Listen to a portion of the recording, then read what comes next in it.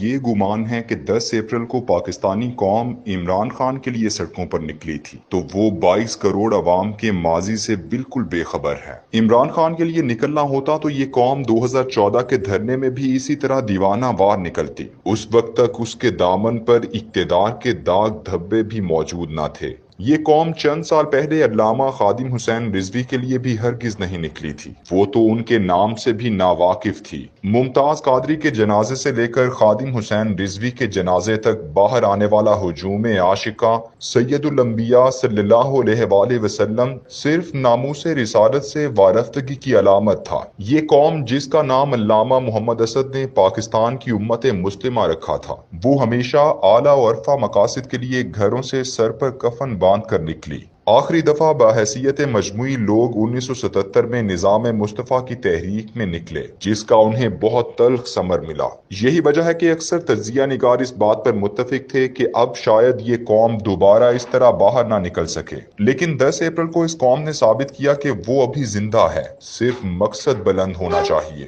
یہ قوم آج خالصتاً امریکہ سے نفرت اور قومی وقار کے لیے باہر نکلی ہے۔ آج عمران خان امریکی سرپرستی کو تسلیم کرنے کا نعرہ بلند کرے، لوگ گھروں کو واپس لوٹ جائیں گے۔ ہر دفعہ ایسا ہوا ہے کہ قوم جب بحیثیت مجموعی باہر نکلی تو مفاد پرست سیاستدانوں کا ایک طبقہ اس قوم کے پرشور دریا سے الگ تھلگ جا کھڑا ہو گیا۔ مجھے کسی اور طبقے سے کبھی کوئی گلہ نہیں کہ ان کا تو مقصد ہی ذاتی اقتدار ہوتا ہے، لیکن دکھ یہ ہے کہ پاکستان کی مذہبی سیاسی قیادت ایسے وقت میں جب عوام کا سمندر حالات بدلنے کی قوت رکھتا تھا، یہ اس سے الگ ہو گئی۔ تحریک پاکستان کے وقت قوم قائد اعظم محمد علی جناح کے گرد اس لیے جمع ہو رہی تھی کہ وہ مسلمانان ہند کو بیک وقت انگریز اور ہندو کی غلامی سے نجات دلانے کے لیے تحریک چلا رہے تھے۔ اس وقت مذہبی سیاسی قیادت جمعیت علماء ہند اور مجلس احرار کے گرد گھومتی تھی، جو صرف انگریز سے آزادی چاہتی تھی، ہندو سے نہیں۔ جماعت اسلامی ابھی اپنی طفولیت میں تھی اور خاکسار ایک نیم عسکری جتھا تھا۔ مذہبی سیاسی قیادت قائد اعظم کے اسلامی ریاست کے نعرے سے اختلاف نہیں کر سکتی، لیکن شاطرانہ طریقے سے انہوں نے قائد اعظم کی ذاتی شخصیت کو نشانہ بنایا۔ ان کے لباس اور انگریزی وضاقتہ پر بات ہوئی، بلکہ ان کی ذاتی زندگی میں بیوی پر کفر کے فتوے لگا کر انہیں بھی کافر اعظم پکارا گیا۔ اس وقت تک اسرائیل نہیں بنا تھا، ورنہ شاید انہیں اسرائیلی اور یہودی ایجنٹ کے طعنے بھی مل جاتے۔ ان مذہبی سیاسی قوتوں کے برعکس اللہ نے جن روحانی بزرگوں کو بصیرت کی آنکھ عطا کی تھی، ان تمام مشائخ پیران عظام نے عوامی سیلاب کا احترام کیا اور قائد اعظم کا ساتھ دیا اور یہ ملک بن گیا۔ لیکن سیاسی علماء کرام کی قائد اعظم اور مسلم لیگ سے دوری اور نفرت کا ایسا خوفناک نتیجہ نکلا کہ ہم آج تک اس ملک میں ایک حقیقی اسلامی نظام کے نفاذ کو ترس رہے ہیں۔ قائد اعظم جس ریاست مدینہ کو قائم کرنا چاہتے تھے، اس میں رہنمائی تو ان علماء کرام نے دینا تھی، لیکن سیاسی مذہبی جماعتوں نے نفرت کی ایک ایسی خندق کھود دی تھی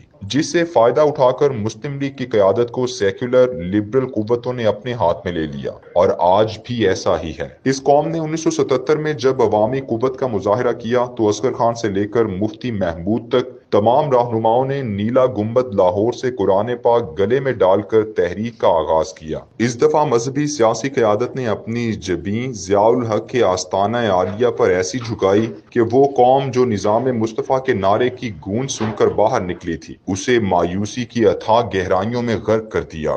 آج پاکستان کی سیاسی مذہبی قوت 3 بڑے گروہوں میں تقسیم ہے۔ دیوبندی مسلک کی اکثریت مولانا فضل الرحمان کے مضبوط پنجوں تلے محو خرام ہے۔ بریلوی مسلک کی اکثریت علامہ خادم رضوی صاحب کی تحریک لبیک کے تحت منظم ہے اور مولانا مودودی کے چشمہ فیض سے سیراب ہونے والے سراج الحق کی سیاسی قیادت میں اکٹھے ہیں۔ مولانا فضل الرحمان تو حکومت کو پیارے ہو گئے اور ایسا وہ گزشتہ 30 سال سے کرتے چلے آ رہے ہیں۔ اب جو انجام حکومت کا ہوگا وہی ان کی قسمت میں بھی لکھا جائے گا۔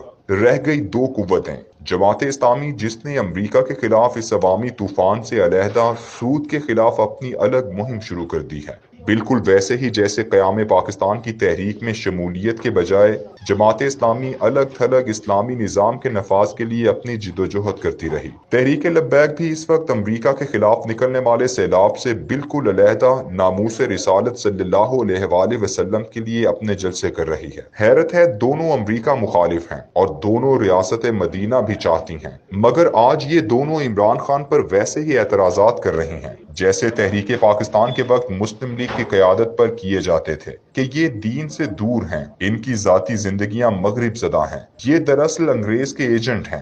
اس وقت صاحبان بصیرت صوفیہ کرام ہی جانتے تھے کہ خلقت کے دلوں میں بھی محبت اللہ ڈالتا ہے، اسی لیے انہوں نے قائد اعظم جیسے بظاہر مغرب زدہ مسلمانوں کا ساتھ دیا اور یہ ملک بن گیا۔ موجودہ سیاسی مذہبی قیادت سے صرف ایک سوال ہے کہ کیا سود کا نظام پاکستان پر عالمی طاقتوں کے ایجنڈے پر قائم نہیں ہوا؟ یہ نظام تو دنیا بھر میں نافذ ہی 144 میں برٹن ووڈ معاہدے کے تحت امریکہ نے کیا ہے۔ پاکستان جب تک امریکی غلامی سے نجات نہ حاصل کر لے، سود کا خاتمہ نہیں ہو سکتا۔ سراج الحق کی جماعت اسلامی بھی اس عالمی مالیاتی نظام سے باہر نکلے بغیر ملک میں سود ختم نہیں کر سکتی، لیکن آج جب قوم اس امریکی غلامی سے نجات کے لیے باہر نکلی ہے تو اس وقت قوم کے اس سیلاب کو بانٹنے کے لیے انہوں نے سود کے خلاف تحریک کا آغاز کر دیا ہے۔ اسی طرح ناموس رسالت کا مسئلہ بھی امت مسلمہ نے پیدا نہیں کیا، اس امت کا تو بچہ بچہ سید الانبیاء صلی اللہ علیہ وآلہ وسلم کے نام پر جان دینے کو تیار ہے۔ پوری دنیا میں گزشتہ 40 سال سے اس فتنے کا سرپرست اور پالنے والا امریکہ اور اس کی مغربی استعماری قوتیں ہیں، جنہوں نے اقوام متحدہ سے لے کر یورپی یونین تک ہر وقت پاکستان پر پریشر ڈالا۔ امریکہ سے علیحدہ ہوئے بغیر اور مغرب کے مالیاتی اور سیاسی نظام سے جدا ہوئے بغیر آج تک حکومتیں کھل کر اس مسئلے پر بھی احتجاج نہیں کر پائیں، لیکن آج اسی امریکہ کے خلاف قوم کے سیلاب کو بانٹنے کے لیے سعد رضوی صاحب ناموس رسالت کے لیے اپنی علیحدہ تحریک چلا رہے ہیں۔ ہر کوئی جانتا ہے کہ ان تحریک کا محرک صرف آئندہ جمہوری الیکشن ہے۔ تمام مذہبی سیاسی جماعتیں ووٹ کی لذت میں گرفتار ہو چکی ہیں۔ جان لیں، پاکستان اس وقت ایک ہدف ہے۔ چین کے خلاف پینٹاگون کی حکمت عملی جو دسمبر 2019 میں آئی، اس کے تحت دو ممالک یوکرین اور پاکستان ایسے ہیں جنہیں امریکی تسلط میں لا کر انہیں برباد کرنا مقصود ہے تاکہ چین اور روس کے تجارتی راستے مسدود کیے جائیں۔ آج پھر اللہ نے پاکستانی قوم کو اس سازش کے خلاف کھڑا کر دیا ہے۔ اللہ اسے نصرت بھی دے گا، لیکن اس اہم مرحلے میں ہماری مذہبی سیاسی قیادت کی حالت بغداد کے ان علماء کی طرح ہے کہ جب ہلاکو بغداد پر حملہ آور ہوا تو یہ تمام علماء ابن علقمہ کے ساتھ مل کر یہ کہہ رہے تھے کہ اچھا ہے، عباسی خلیفہ کے مظالم کا انتقام ہلاکو لے گا۔